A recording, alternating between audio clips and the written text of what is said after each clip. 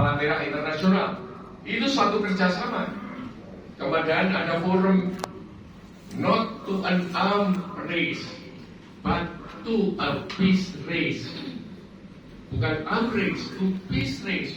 Jadi sungguhnya persaingan sudah dilawan ini tahun 51. Lalu ada nuklir disarmament tahun 58 yang masih ditaati oleh Amerika maupun Rusia maupun Putin. Itu 58 itu. Kemudian gerakan Asia Afrika tahun 55 itu. Gerakan non-blok, ada gerakan soft and soft. Demikian pula dalam bidang ekonomi kita kenal OKI, organisasi Islam. Kemudian ada OECD, ada AFTA, ada NAFTA, ada WTO dan ada APEC. APEC itu pun namanya jelas Asia Pacific Economic Cooperation, bukan Economic Competition. APEC. Kemudian bahkan ada ASEAN dan ada juga MEA-nya. MEA itu Masyarakat Ekonomi Asia, ya. Itu kerjasama. Jadi semua sungguhnya sejak Perang Dunia Pertama itu sudah terjadi penjalinan kebosanan akan pertengkaran dan persaingan. Bukankah runtuhnya tembok Berlin 9 November 1989? Saya kebetulan ada di Frankfurt itu waktu tembok Berlin runtuh itu. Hingga saya menyempatkan datang ke Jerman Timur untuk melihat kayak apa sih tembok itu. Ternyata pecahan tembok-tembok yang runtuh itu diperjualbelikan dan mahal itu untuk kenangannya. Jadi tembok Berlin 1989 merupakan kelanjutan dari tuntutan kerjasama yang memunculkan kembali impian lama The Brotherhood of Man. Impian lama The Brotherhood of Man. Kenapa impian lama? Karena sebelum The Brotherhood of Man itu impian lamanya adalah Alle Menschen werden Brüder. All men are brothers gitu. Alle Menschen werden Brüder. All men are brother. Dan ini dari pujangga Jerman yang terkenal namanya von Schiller. Kemudian menyatukan negara-negara Eropa, Uni Eropa menjadi Uni Eropa. Ini adalah kelanjutan dari jatuhnya tembok Berlin yang menghendaki Alle Menschen werden Brüder. Bukankah semua orang itu adalah brother?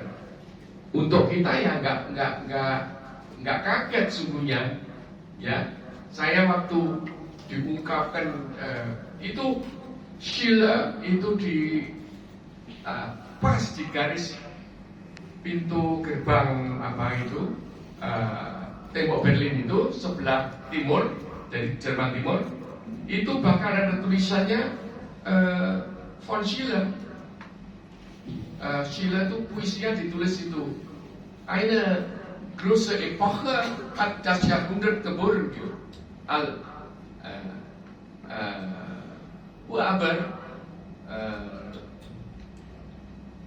der große Moment tidak ein kleines Beschlag, kira-kira begitu. Tetapi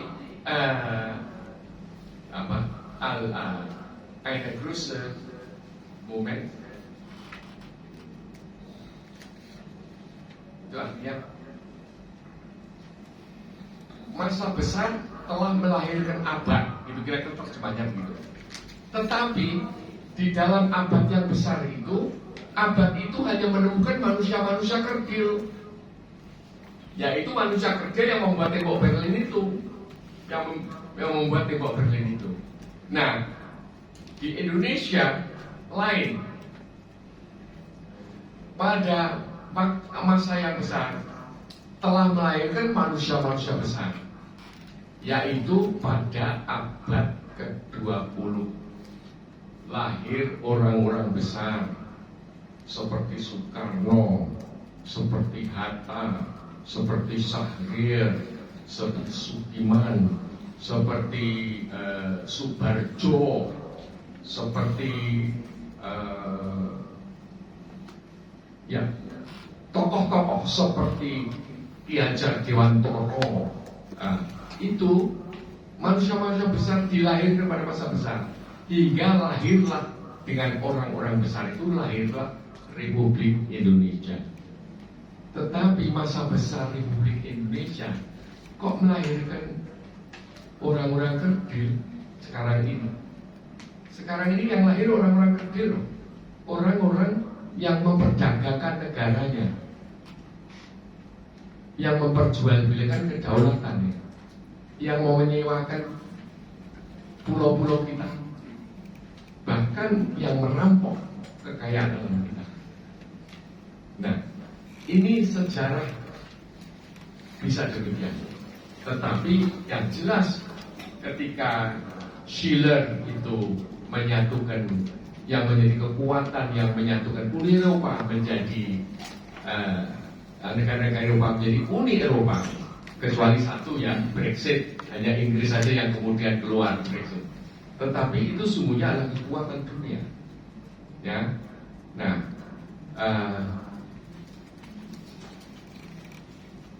saya akan mencoba menjelaskan kepada Anda sedikit mengenai Adam Smith.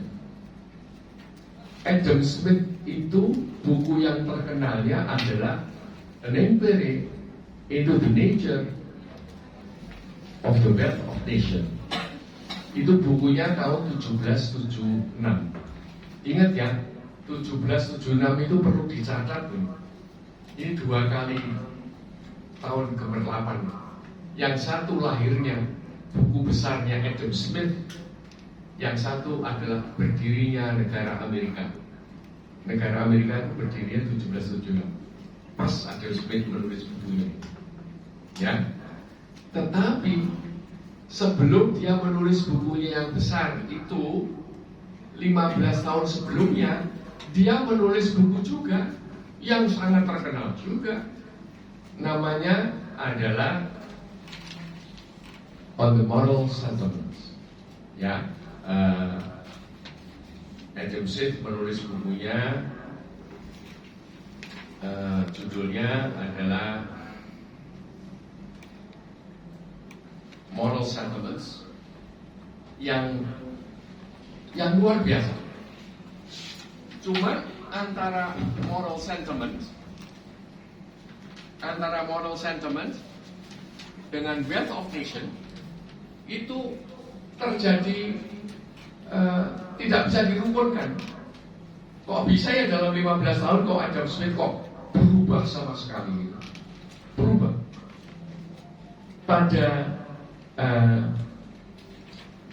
Pada buku pertamanya yang Moral Sentiments itu, di sini ditulis di halaman 10 bagian bawah itu. Ini yang menerbitkannya Moral Sentiment pada tahun 1759, yang antara lain menggambarkan tentang empati atau kecenderungan cinta kasih manusia kepada masyarakatnya.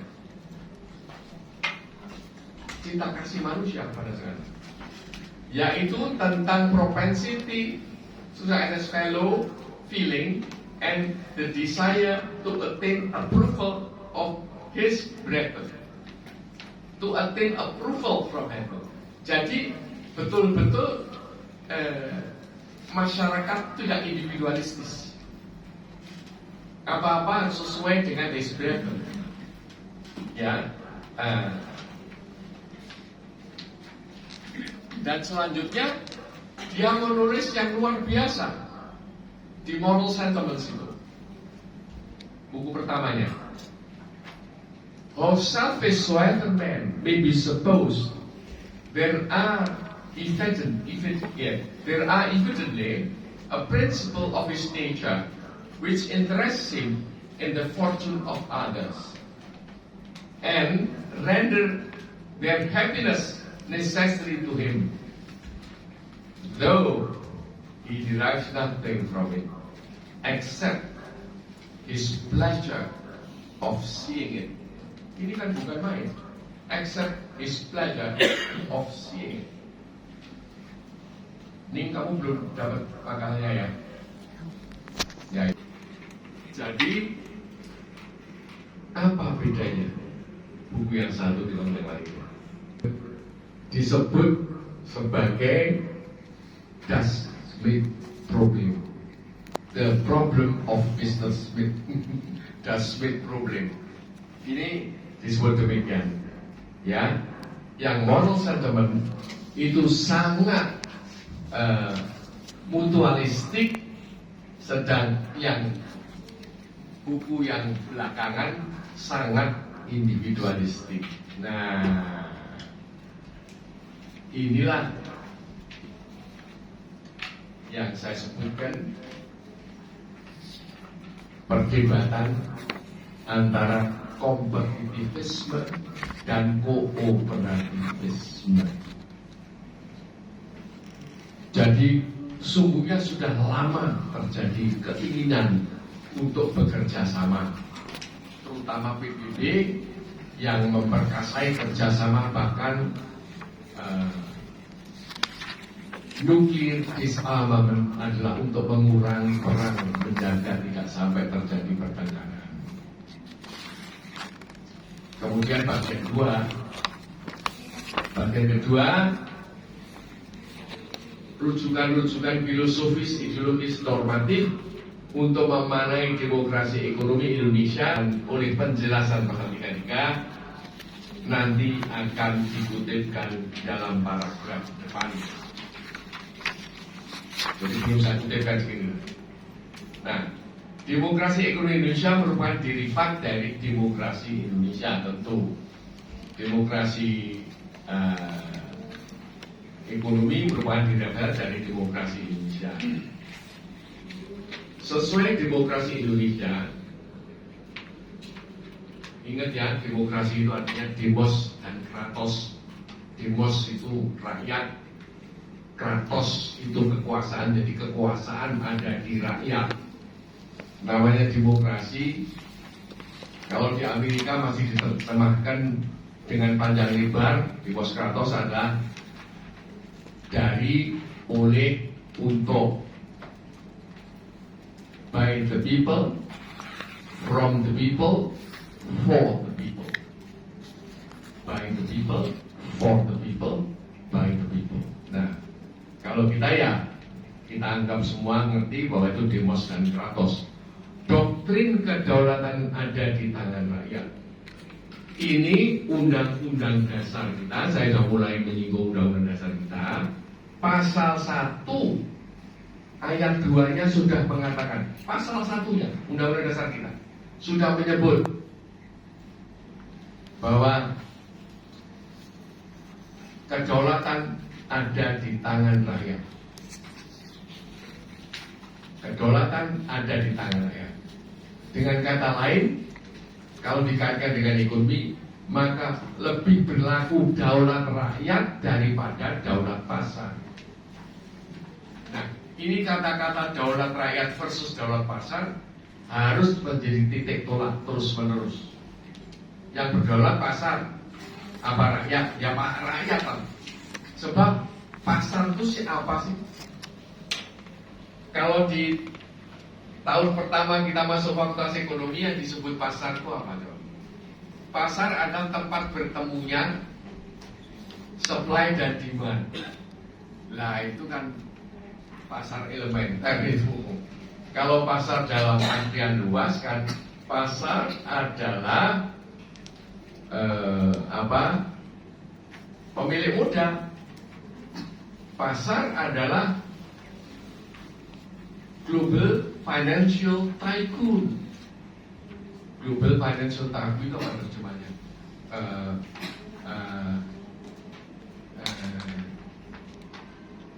Finansial global, tauke finansial global. Tycoon itu tauke. Ya. Entah bahasa Cina itu Tauke, yang diambil dari Taifun, atau Taifun diambil dari bahasa Cina Tauke, saya nggak tahu. Tetapi Taifun itu ada Tauke. Nah, di dalam demokrasi, otokrasi politik itu tidak boleh. Pemusatan kekuasaan di satu tangan itu tidak boleh. Sekarang kan pemusatan kekuasaan di satu tangan itu. Sekarang ini tidak boleh. Kemudian menurut Undang-Undang Dasar nggak boleh. Jadi otokrasi ekonomi juga nggak boleh. Pemusatan ekonomi, kekuasaan ekonomi di satu tangan nggak boleh. Tapi di Indonesia boleh. Yaitu kekuasaan ekonomi ada di tangan para oligark. Bahkan oligark itu sudah mendikte pemerintah. Mula-mula mendikte, sekarang malah bagian dari pemerintah. Tadi saya mendapat penjelasan panjang lebar dari Pak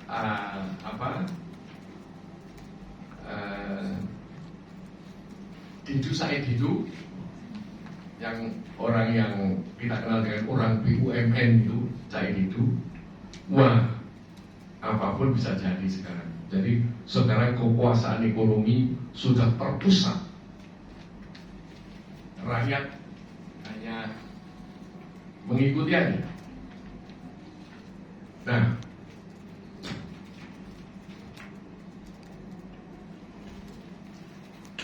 saya katakan tadi menegakkan pasal 33, menegakkan demokrasi ekonomi adalah menegakkan pasal 33. Nah, begini,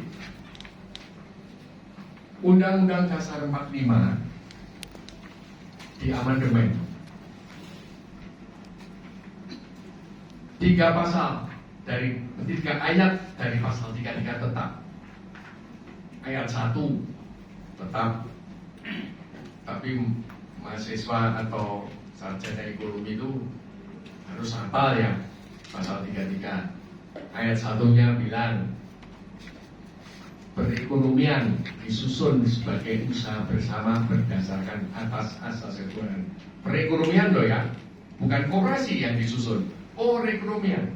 Perekonomian itu berarti tiga-tiganya kan, ya koperasi, ya BUMN, ya swasta, harus disusun sesuai dengan kebersamaan dan rasa keluarga. Perekonomian disusun sebagai usaha bersama berdasar atas asas keluarga. Kemudian ayat 2-nya, bumi dan air dan kekayaan alam yang terkandung di dalamnya digunakan untuk sebesar-besar kemakmuran masyarakat. Ketiga, bumi, air dan kekayaan alam, pasal 2, ayat 2-nya, cabang-cabang perusahaan penting bagi negara dan yang menguasai itu banyak dikuasai oleh negara. Kemudian pasal 3, ayat 3-nya, bumi dan air dan kekayaan alam yang terkandung di dalamnya digunakan untuk sebesar-besar kemakmuran rakyat. Kalau melihat sekarang ini, bumi dan air dan kekayaan alamnya tidak digunakan untuk sebesar-besar kemakmuran rakyat, tapi untuk sebesar-besar pengusaha besar, untuk sebesar-besar untuk konglomerat besar. Ya. Sudah 78 tahun kok nggak kunjung nampak pelaksanaan ini. Nah, saya tidak bisa membaca, ini kecil banget ya. Udutnya, udut berapa ini? Halaman 15 itu penyelewengan dan kecelakaan nasional. Saya bisa mendengarkan kecelakaan dan penyelewengan nasional karena saya pas saat itu menjadi anggota MPR. Dan saya menentang habis-habisan. Tapi kalah. Kalahnya hanya gara-gara TNI ABRI, masih disebut ABRI waktu itu ya, karena polisi masuk. ABRI ambivalen. Waktu di voting itu ABRI bilang apa? Di amandemen apa enggak jawab? Saya bilang, jangan di amandemen, jangan. Saya sudah teriak-teriak. Karena ketua komisi ABRI-nya itu bekas murid saya, kisah squad. Saya bilang tolak, tapi dia memikirkan kayak seolah memikirkan. Akhirnya bilang abstain. Lah, TNI itu sumpah prajurit itu sumpah setia kepada Undang-Undang Dasar 45. Kok dia abstain? Maka saya sebut dia ambivalen. TNI ambivalen. Ya begitu TNI ABRI abstain, partai-partai lain setuju. Tidak ada yang menghalangi. Coba kalau TNI bilang menolak, semua takut sama TNI kan. Nah ini tidak, akhirnya undang-undang diamandemen. Nah saya mencatat di sini ambivalensi dari para wakil rakyat, tidak lagi mengemban roh Undang-Undang Dasar 45. Jadi Undang-Undang Dasar 45 asli sudah bukan lagi ada di mana. Pertama, Undang-Undang 2002 hasil amandemen, rakyat tidak lagi diposisikan sebagaimana ditegaskan pada Undang-Undang Dasar 45 asli. Pasal 1 ayat 2, bahwa kedaulatan adalah di tangan rakyat dan dilakukan sepenuhnya oleh Majelis Permusyawaratan Rakyat. Tidak lagi begitu. Jadi rakyat tidak lagi pemegang kedaulatan. Bisa nggak yakin? Demokrasi Indonesia kok rakyat tidak memegang kedaulatan itu bagaimana? Ya, itu pertama.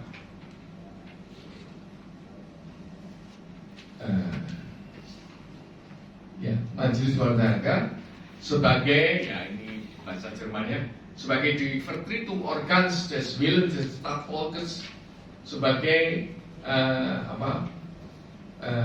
suara kehendak rakyat.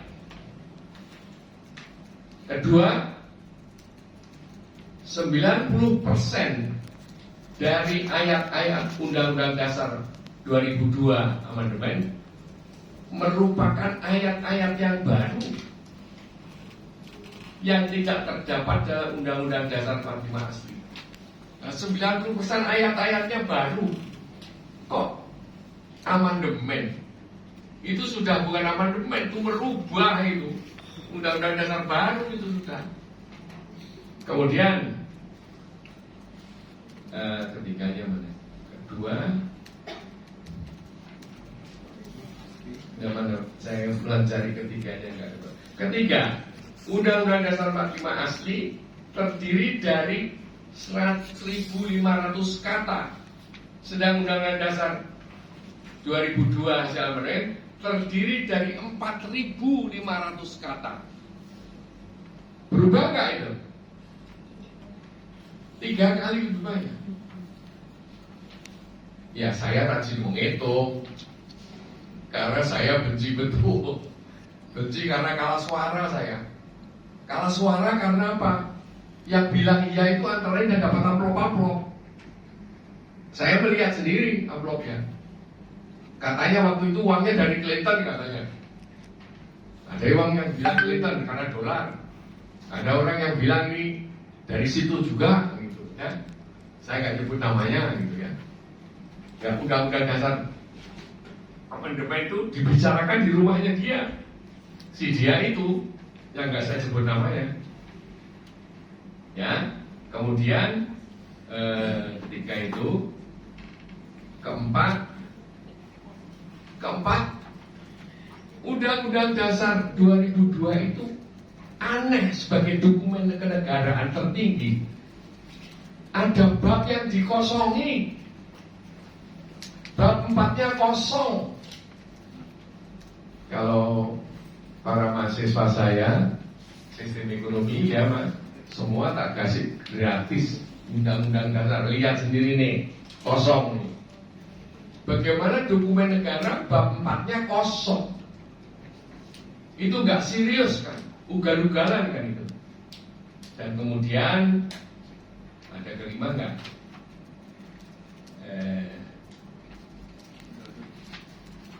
Ya.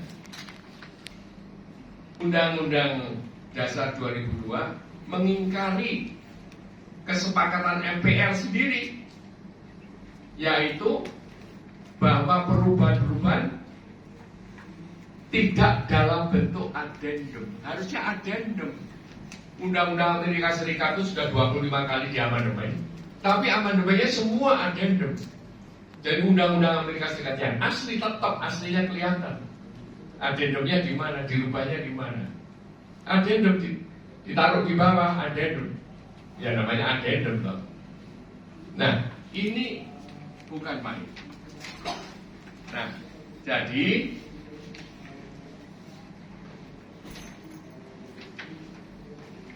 kemudian di dalam pasal 33 addendum itu, pasal 33 yang semua hanya 3 ayat menjadi 5 ayat. Coba yang nomor 5 ada mas, ayat kelimanya. Kalimat ayat 5 itu kalimat kampungan apa enggak? Enggak ada subjeknya, enggak ada predikatnya, lihat ya. Semua kayak sampah aja dimasukin semuanya. Predikatnya mana? Kata keterangannya yang mana? Subjeknya yang mana kan nggak kelihatan. Jumbo namanya. Jumbo itu artinya redundant gitu. Redundant BN. Redundant pun pakai riban BN gitu. Nah, jadi itu yang ayat 4 itu kan nggak jelas maksudnya apa. Namun saya sempat pada rapat terakhir ketika amandemen itu ketika harus diperintahkan oleh Amin Rais sebagai ketua MPR untuk ditinjau kembali pasal itu, saya mengusulkan kurang 5 menit sebelum jam 6 itu maghrib.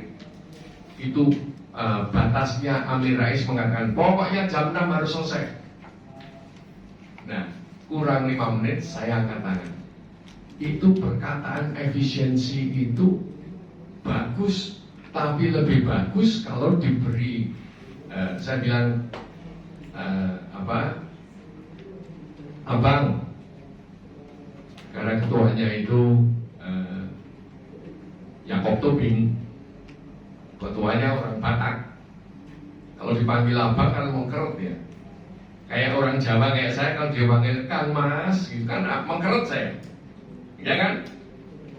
Barangkali jatuh hati kalau dia Mas gitu, jatuh hati. Saya bilang abang, oh ya providing apa. Itu efisiensi bagus, tapi akan lebih bagus lagi kalau ditambahin efisiensi berkeadilan. Nah, orang-orang yang sudah pengen minum kopi dan pengen ngerokok, wah bertepuk tangan, bukan nginjak kaki begini, wah, setuju. Maka dia nggak bisa nolak, setuju dok. Maka ada perkataan efisiensi berkeadilan. Mereka kan nggak ekonom, saya ekonom. Saya tahu banget efisiensi berkeadilan bukan mikro, ditambah keadilan pasti makro. Pasti makro. Artinya adalah social efficiency, bukan economic efficiency. Nah, jadi itulah yang membuat saya perlu menjelaskan bahwa kalau tidak saya tambah keadilan di belakang efisiensi, maka ayat 4 itu membunuh ayat 1, 2, 3. Karena dengan efisiensi berkeadilan, maka RSCM yang akan diswastakan karena rugi terus RSCM dan ditolak oleh Siti Fadilah, Menteri Kesehatan, itu pasti goal. Tapi karena ada keadilan, saya menang di Mahkamah Konstitusi dan Inti Fadilah menang, tidak jadi dijual ke swasta. Kalau enggak, apapun yang kepentingan publik yang rugi pasti dijual. Tetapi kalau ada efisiensi berkeadilan, maka yang rugi harus diberi subsidi negara. Maka sekarang RSCM disubsidi negara, rumah sakit Persahabatan disubsidi negara, rumah sakit Fatmawati disubsidi negara. Kalau enggak dijual di swasta. Dan kalau di swasta, Anda tahu berapa bayar Anda? Iya kan? Sekali mau masuk aja Anda membayar 35.000. Lalu nanti dokternya jutaan. Itu swasta. Nah, kita akan mikir rakyat. Kerakyatan adalah people centered dan people based. People based berarti berdasarkan kehendak rakyat. People centered ada sesuai dengan kebutuhan rakyat. Nah, jadi sungguhnya koperasi, nanti saya jelaskan kemudian, adalah memikirkan kepentingan rakyat. Pasal 33. Pasal 33 itu yang terdiri dari, yang asli ya, yang terdiri dari 3 pasal. Penjelasannya begini. Dalam pasal 33 tercantum dasar demokrasi ekonomi. Produksi dikerjakan oleh semua untuk semua di bawah penilikan, bukan pemilikan ya, penilikan anggota-anggota masyarakat, ditilik oleh anggota-anggota masyarakat. Kemakmuran masyarakatlah yang diutamakan, bukan kemakmuran orang seorang. Perekonomian berdasar atas demokrasi ekonomi, kemakmuran bagi semua orang. Sebab itu cabang-cabang produksi yang penting bagi negara dan yang menguasai jadi orang banyak harus dikuasai oleh negara. Kalau tidak dikuasai negara, tampuk produksi jatuh ke tangan orang seorang yang berkuasa. Seperti sekarang, jatuh ke tangan orang seorang yang berkuasa. Dan rakyat yang banyak ditindasinya. Ini aneh.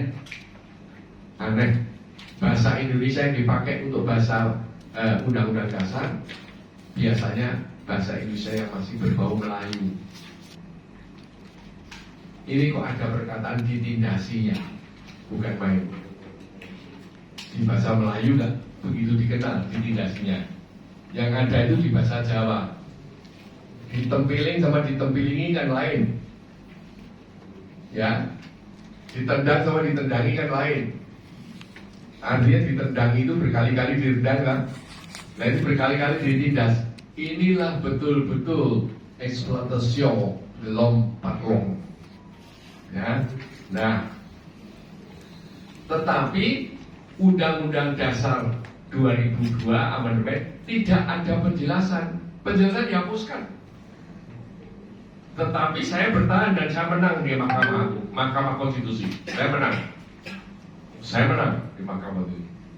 Karena di situ ada Profesor Maria, barangkali sebagai hakim agung yang ya sahabatan lah sama saya gitu, ya. Bahkan sempat dia jadi murid saya, Profesor Maria. Itu untuk pasal-pasal yang tidak dirubah, ayat 1, 2, 3, kan ya nggak berubah artinya. Kalau nggak berubah artinya apa? Apa yang ada di penjelasan masih terbawa serta kan? Jadi penjelasan tetap berlaku untuk ayat 1, 2, 3. Bahkan untuk pasal-pasal lain yang tidak dirubah tetap berlaku penjelasannya. Dan Profesor Maria secara ilmiah kebetulan pernah menulis di, kenapa nggak nulis di UI? Nggak tahu saya. Nulisnya di majalah hukum Gajah Mada. Dan di sini khusus untuk penjelasan pasal demi pasal yang memang dengan perubahan pasal-pasal dalam Undang-Undang Dasar, maka penjelasan pasal-pasal tersebut dapat tidak sesuai dengan makna dan rumusan pasal-pasal yang baru. Namun bagi pasal-pasal yang belum diubah, tentunya penjelasan pasal tersebut masih berlaku sesuai dengan makna dan rumusan dalam pasal-pasalnya. Misalnya pasal 4, pasal 22, dan pasal 3 ayat 21-23. Ini ditulis di majalah ini. Majalah apa ini? Saya catat ini. Mimbar Hukum dari Fakultas Ekonomi Gajah Mada. Dari Fakultas Hukum Gajah Mada. Jadi, nah, tapi begini ya, kayaknya memang Fakultas Ekonomi kita itu memang sudah selalu anti Undang-Undang Dasar. Bagaimana kok bisa? Fakultas Ekonomi anti Undang-Undang Dasar. Tak buktikan. Antinya di mana? Nah, ini penting sekali. Istilah saya sebut sebagai absurditas in optima forma. Wah, ini absurditas yang optimal lah, nggak ada yang melebihi absurditas in optima forma. Pada bulan Mei 1982, dalam makalah utama dosen FEUI diajukan pada Dialog Ekonomi Nasional di Jakarta, diadakan oleh Kasal, Kepala Staf Angkatan Laut, Arifin namanya, waktu itu Arifin, saat itu. Dan dikemukakan pernyataan begini. Ini kalimat pertama dalam makalahnya dia. Istilah demokrasi ekonomi sebenarnya tidak akan bisa ditemukan dalam kamus istilah ekonomi. Bukan main. Bisa berani ngomong gitu. Bahkan pembahasan mengenai konsep ini juga tidak terdapat dalam buku-buku ekonomi. Karena dia nggak baca buku nih, politik, sosiologi, ataupun buku-buku ilmiah lainnya. Akan tetapi istilah demokrasi ekonomi dapat dijumpai di dalam Undang-Undang Dasar 45 Republik Indonesia, tetapi tanpa penjabaran lebih lanjut yang mendalam. Undang-undang toh ini anti Undang-Undang Dasar 45, dan ini saya tunjukkan pada footnote 17. Pernyataan ekonom ini adalah suatu absurditas in optima forma. Istilah demokrasi ekonomi dengan mudah dapat didapati di kamus istilah ekonomi Inggris, Belanda, Indonesia sebagai entry di bawah abjad E. Sampai saya ulang-ulang ketemu semua. Di bawah abjad E dan selanjutnya. Di dalam ensiklopedia yang paling populer seperti ensiklopedia Americana, pada entry ini ada juga. Pada ensiklopedia Britannica juga begitu. Di dalam kamus-kamus Inggris Indonesia yang paling 20th century juga ada. Kok bisa ngomong begitu kalau tidak semata-mata mau melecehkan Undang-Undang Dasar?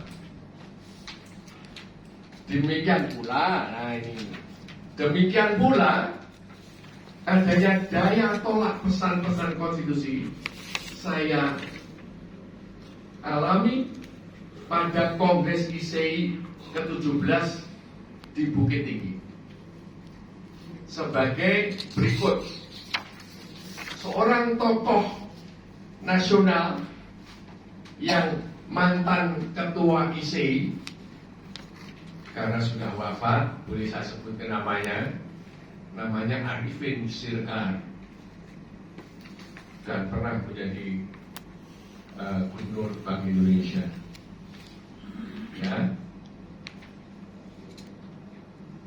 Dia mengomentari makalah saya di ISEI. Kebetulan saya makalah utama. Makalah utama. Dia mengatakan begini, pendapat Prof. Sri Edi sangat kontroversial. sangat kontroversial.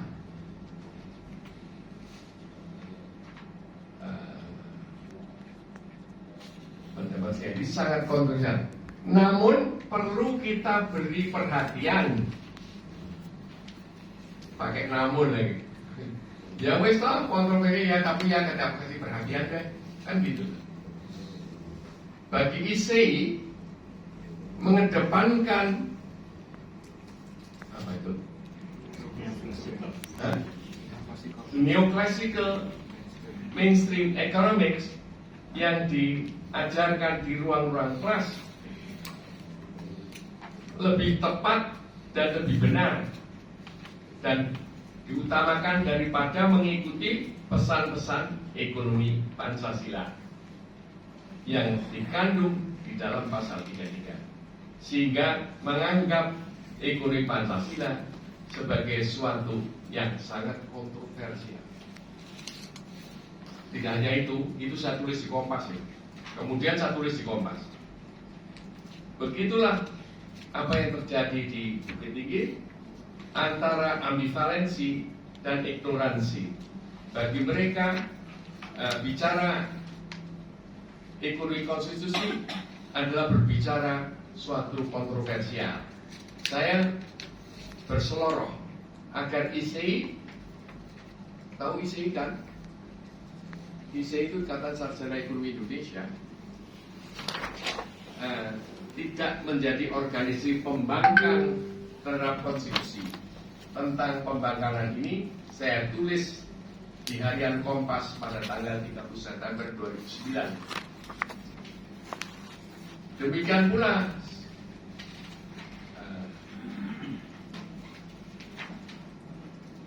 pula terjadi upaya menghapuskan mata kuliah operasi, namun dapat dihindari berkat perjuangan keras dari Dekan Fakultas Ekonomi Dr.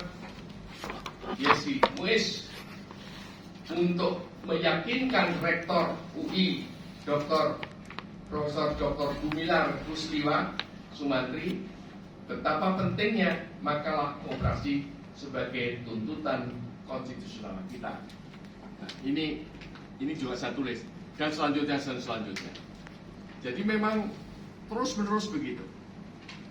Nah, tulis oleh orang-orang Barat termasuk tempat tinggalnya berkelimafia. Ini saya tulis semua. Dan saya punya bukunya semua ini.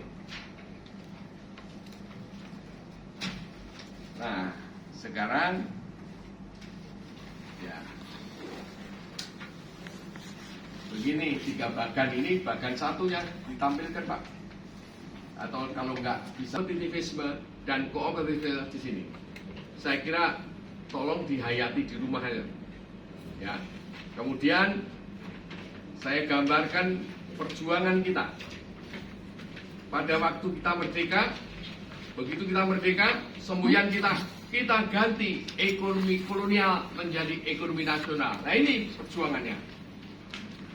Perjuangannya panjang ini. Perjuangannya sampai begini.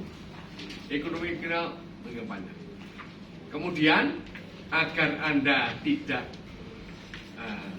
bingung atau tidak lupa karena menyangkut mata kuliah elementer, saya pasangkan bagian 3. Nah, ini bagian 3. Di mana terletak classical economics, di mana neoclassical, dan di mana ini semua, ya. Tak tulis. Ini tak gambarkan. Nah, ini barangkali Anda tahu di mana, karena kalau neoclassical economic kayak begini, ya tentu tidak gaduh dengan apa yang dikemukakan Bung Hatta pada awal makalah ini. Tidak akan gaduh. Jadi mereka mengatakan Bung Hatta ini teorinya ketinggalan zaman karena tidak cocok dengan dia. Ya, jadi begitulah.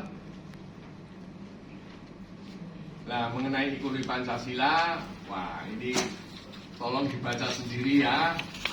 Ini Emil Salim dulu tahun berapa itu 65 nulis buku itu stensilan ya, rengkat-rengkat gitu 99 setengah halaman, saya tulis 100 halaman 99 itu stensilan. Itu kalau diterbitkan dari buku 200 halaman kalau terbit dari buku. Nah, Emil Salim masih mengatakan masih sesuai dengan Pak Wijoyo yang masih tunduk, dengan Wijoyo Niti Sastro yang masih tunduk sama Bung Karno, ya namanya sistem ekonomi sosialisme Pancasila gitu namanya. Itu ya. Emil Salim masih nulis begitu. Dan tujuannya adalah untuk mengarah kepada sosialisme Pancasila. Sosialisme. Sekarang perkataan sosialisme Pancasila, judul ekonomi Pancasila ada, tapi sosialisme Pancasila hilang. Nah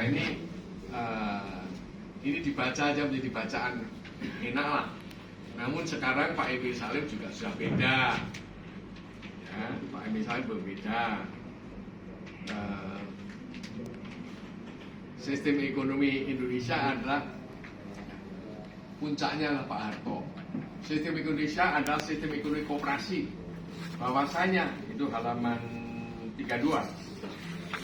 Bahwa sistem koperasi. Bahwasanya saat ini sekarang ini kita belum menggunakan sistem tersebut. Hal ini hanya bersifat sementara, tetapi nantinya kita akan melaksanakan sistem ekonomi secara penuh. Dan waktu Pak Harto bilang begitu, tidak ada satupun yang menolak, tidak ada satupun yang menyanggah, tidak ada satupun yang memberi tanggapan. Tapi belakangan kemudian ada Pak Mugiarto, apa yang dikemukakan Presiden Soeharto tentang sistem ekonomi koperasi itu tidak berbeda dengan apa yang dilaksanakan, apa yang dimaksudkan dengan sistem ekonomi Pancasila.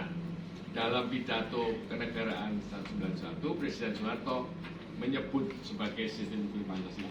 Nah ini sungguhnya dalam buku saya yang lain, pendapatnya banyak orang mengenai apa itu sistem ekonomi Pancasila, ya barangkali nanti bisa saya kirim ke Pak Yosi ya, pemikiran, karena di dunia itu koperasi maju. Saudara Suroto itu tokoh muda yang berpengalaman internasional dan berpandangan internasional, itu berkali-kali ketemu dengan ketua ACA dan lain-lain itu, ya dia berkecimpung dalam koperasi Kanada, koperasi Denmark dan lain-lain itu, yang menulis ya di Amerika itu electricity, ya, listrik aja koperasi, rumah sakit koperasi, macam-macam koperasi. Di negeri Belanda ekspor tulip, itu ekspor terbesar tulip, bunga tulip itu koperasi. Di Denmark yang pernah nomor 2 pertandingan sepak bola internasional itu namanya apa? FIFA ya. Itu Denmark itu menang nomor 2 FIFA internasional, itu koperasi. Dan sepak bola di Skandinavia pada umumnya koperasi. Rumah sakit pada umumnya koperasi. Hotel rumah sakit. Di Indonesia sudah ada hotel yang barusan saya tanya SFU berapa?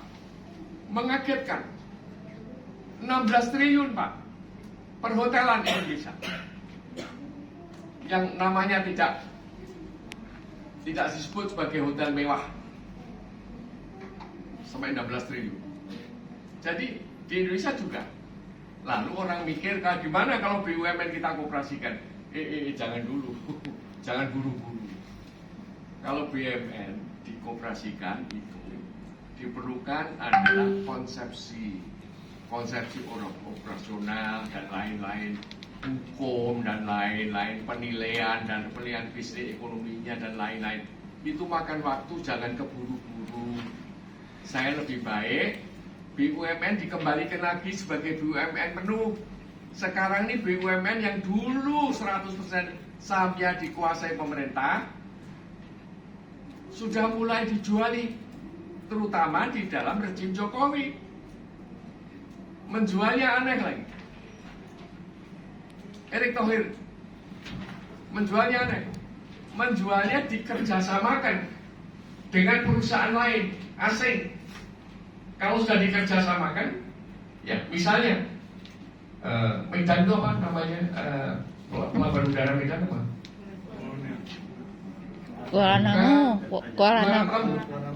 Kuala Namu.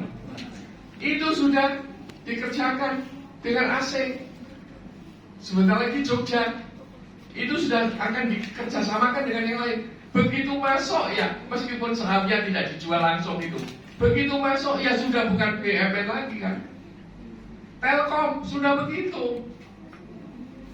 Kalau PLN dikudeta sama swasta, saya kalah lagi di MN. Saya heran kenapa saya dikalahkan. Sampai saya waktu dikalahkan itu, saya berdiri padahal nggak boleh, dianggap nggak sopan. Nggak sopan kalau hakim keluar aja, hakim Mahkamah Konstitusi keluar, kita harus berdiri. Everybody rise please. Waduh, everybody rise please. Jadi bukan main ya saya ini. Kalah.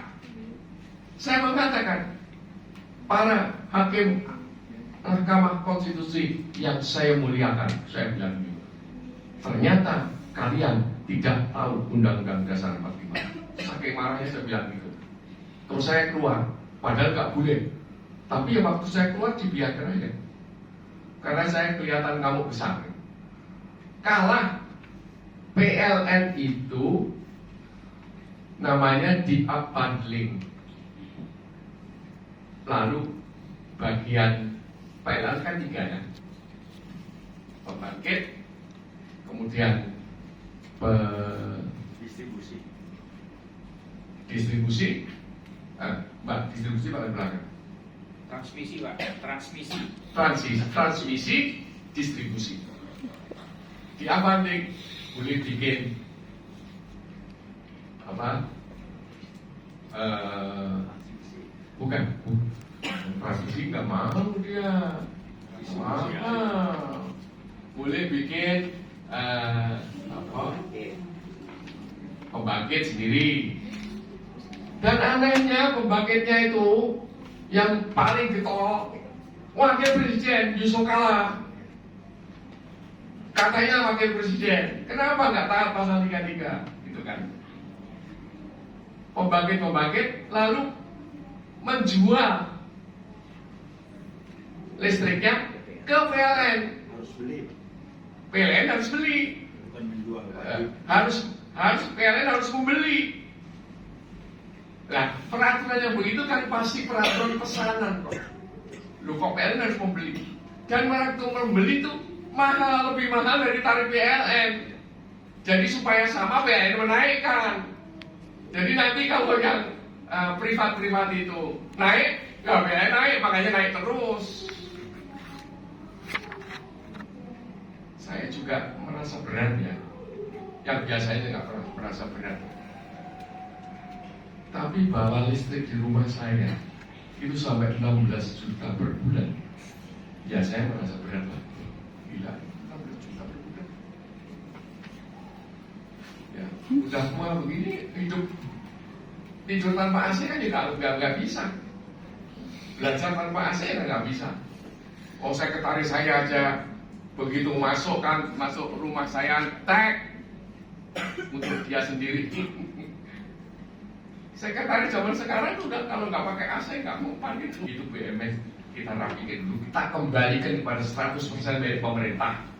Kalau sudah nanti pelan-pelan kita jadi kooperasi.